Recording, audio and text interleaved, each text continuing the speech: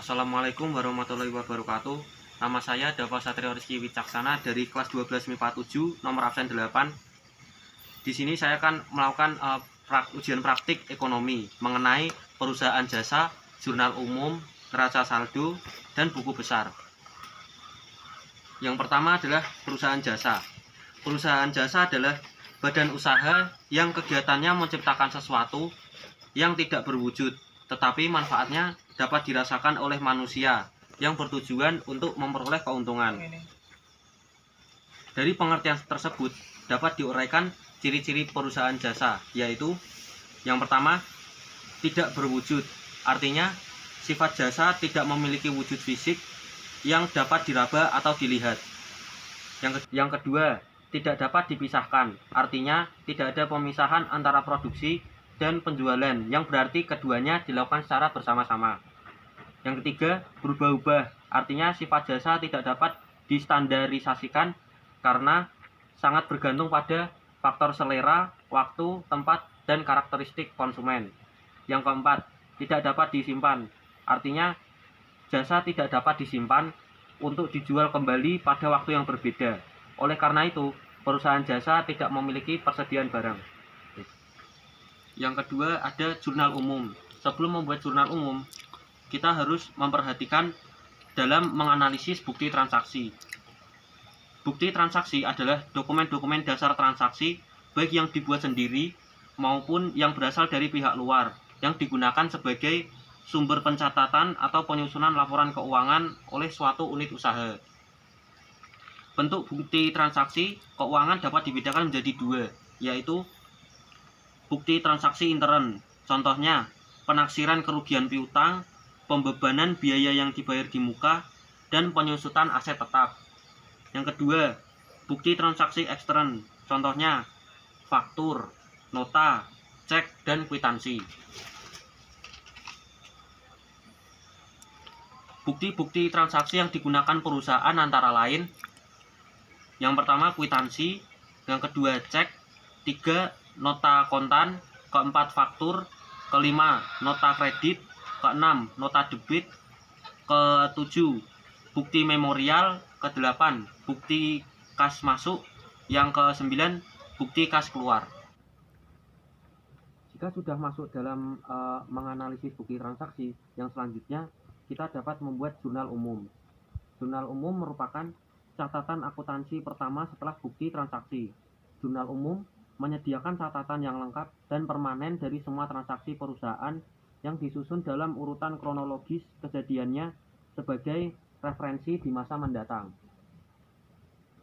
Fungsi jurnal ada 5, yaitu yang pertama, fungsi mencatat. Jurnal memiliki fungsi mencatat karena semua transaksi keuangan yang terjadi di perusahaan harus dicatat di dalamnya. Yang kedua, fungsi historis. Jurnal memiliki fungsi historis karena pencatatan di dalamnya harus dilakukan secara kronologis. Artinya, pencatatan harus dilakukan menurut urutan waktu terjadinya setiap transaksi keuangan. Yang ketiga, fungsi analisis. Fungsi analisis merupakan informasi yang dicatat di dalamnya yang merupakan hasil analisis dan pertimbangan petugas di bidang akuntansi. Hasil analisis inilah yang dicatat di dalam jurnal. Yang keempat, fungsi instruktif. Jurnal memiliki fungsi instruktif karena bunyi ayat jurnal sebenarnya merupakan perintah untuk mendebit akun tertentu dengan jumlah tertentu dan juga mengkredit akun tertentu, dan ditulis agak ke kanan dengan jumlah tertentu pula.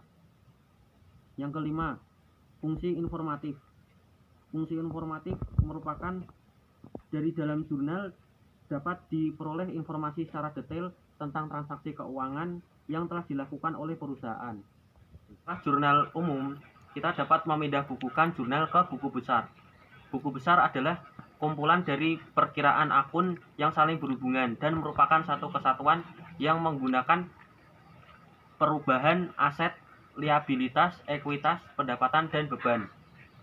Buku besar berperan penting dalam akuntansi, yaitu tempat mencatat perubahan posisi keuangan, memberikan informasi keuangan secara efisien dan efektif bila diperlukan, dan sebagai sumber informasi penyusunan neraca saldo dan laporan keuangan.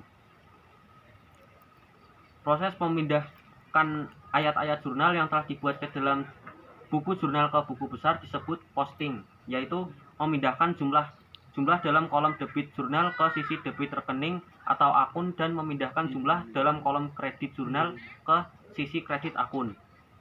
Apabila posting dilakukan secara manual, cara yang ditempuh adalah tanggal yang dicatat dalam jurnal dicatat kembali pada akun yang bersangkutan. Yang kedua, jika posting telah dilakukan, nomor halaman jurnal harus dituliskan dalam kolom referensi pada akun.